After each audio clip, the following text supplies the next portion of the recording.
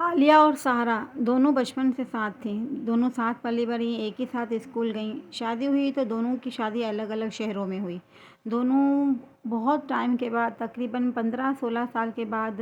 جب سارا کے شوہر کی جاب عالیہ ہی کے شہر میں لگی تو پاس ہی عالیہ اور سارا ایک دوسرے کے محلے میں رہنے لگی۔ ایک دن سارا عالیہ کے گھر آئی تو سارا نے دیکھا کہ وہ اپنی ساس کو نہلا کر ہیٹر کے پاس بٹھا کر ان کے بال سکھا رہی تھی، اور تھوڑی ہی دیر میں جب ان کے شوہر کی فون آئی تو انہوں نے سبزی اور دوسرے فروٹس کے ساتھ ہی اپنی ساس کے لیے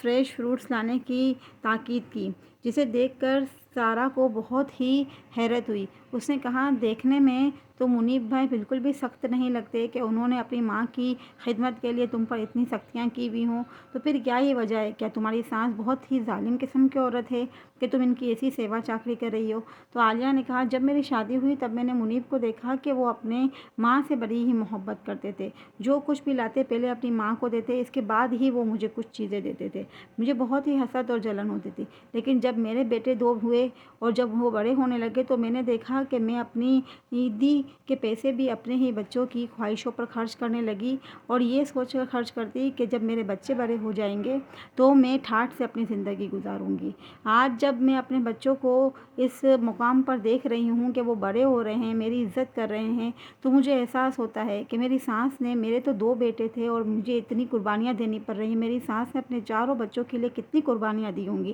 تو کیوں نہ جب میں ان کی خدمت کروں تو جب میں بھی اس عمر کو پہنچوں گی تو میرے بچوں نے جب مجھے اس طریقے کا عمل کرتے ہوئے دیکھا ہوگا تو وہ بھی اپنی بیویوں سے اسی طریقے کا معاملات کروائیں گے۔ تو میں در حقیقت گھاٹے کا سودا نہیں، ایک عقل مندی کا کام کر رہی ہوں کہ میں ایک کمیٹی ڈال رہی ہوں جو تقریباً 20 سال کے بعد کھلے گی، اور مجھے اس کا پھل 20 سال کے بعد ملے گا، جب میں اپنی بہوؤں کو، اپنے پوتوں پوتیوں کو، اپنے بیٹے کو وہی خدمت، وہی محبت اور وہی توجہ دیتے ہوئے دیکھوں گی، مجھے جو میں آج اپنی ساس کے ساتھ کر رہی ہوں، جو میں اپنی ساس کو دے رہی ہوں، جو پیار میں اپنی ساس کو لوٹا رہی ہوں۔ تو میری نظر میں یہ گھاٹے کا سودا نہیں ہے کہ اپنی جوانی کے کچھ لمحوں کو اپنے بوڑھے ساس سسر کے اوپر خرچ کر دینے کے بعد اپنے بڑھاپے کو حسین طریقے سے گزرتا ہوا دیکھا جائے۔ جب سارا نے عالیہ کی یہ باتیں سنی تو اس نے کہا، یہ تو واقعی تم نے بڑی ہی عقل مندی کی بات کی ہے، میں بھی آج سے ایک ایسی کمیٹی ڈالتی ہوں جو میرے بڑھاپے پر مجھے اسی طرح کا سہارا دے اور مجھے اسی طریقے کے خیال اور توجہ کے ساتھ میری زندگی کو گزارنے میں میری مددگار ثابت ہو۔